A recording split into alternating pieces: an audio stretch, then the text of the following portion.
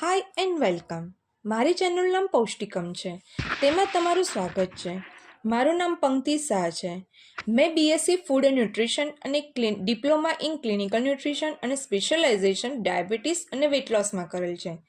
તેની સાથે હું યુટ્યુબમાં વિડીયો બનાવું છું અને હું પર્સનલાઇઝ હેલ્થ કન્સલ્ટ કરી પર્સનલાઇઝ ડાયટ બનાવી આપું છું.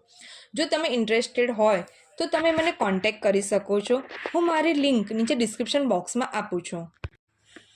હું આજે તમને આમળા વિશે કહેવા માંગુ છું.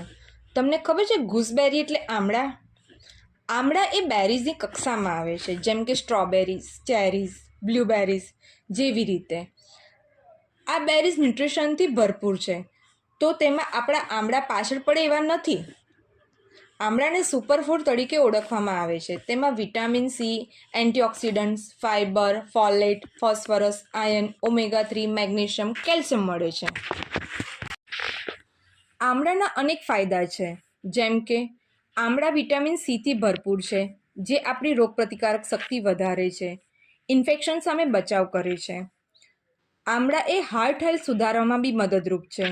તેમાં ભરપૂર ફાઇબર છે, જે ડાયજેશનમાં મદદરૂપ છે. સ્કિન અને વાળને હેલ્ધી રાખવામાં મદદરૂપ છે. વજન ઘટાડવામાં બી આમળા ખૂબ જ મદદરૂપ છે. આમળા કોને ન ખાવા જોઈએ? ડાયાબિટીસ પેશન્ટે ડૉક્ટર કે ડાયટિશિયનની સલાહ લઈને આમળા ખાવા જોઈએ. જેને બ્લડ પ્રેશરની તકલીફ હોય તેમને આમળા ખાવા અવોઇડ કરવા જોઈએ. કિડની સ્ટોન પેશન્ટે વધુ પડતા આમળા ખાવા અવોઇડ કરવા જોઈએ.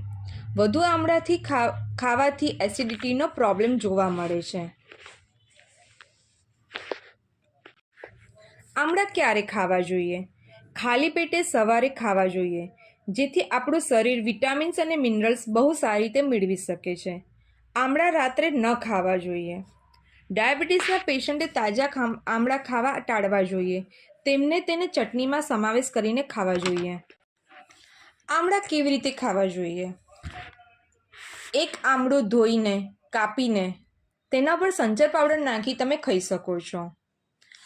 આમળાને ધોઈ કાપા કરી એક કાચની બરણીમાં ભરીને આમળા ડૂબે એટલું પાણી ભરી મીઠું ને હળદર નાખી 7 થી 10 દિવસ રાખી પછી દરરોજ એક આમળું ખાવું જોઈએ.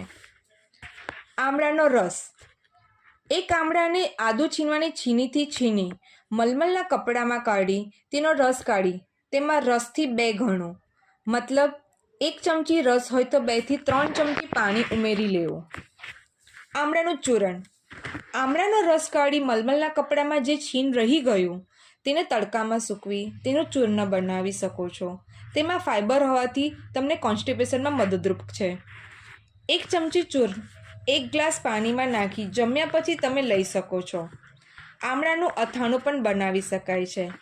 આમળાની ચટણી, જે હું તમને નેક્સ્ટ વિડીયોમાં તમને રેસીપી સાથે હું સમજાવીશ. આ વિડીયોમાંથી તમને આમળા વિશે ઘણું બધું જાણવા મળ્યું હશે. Thank you so much.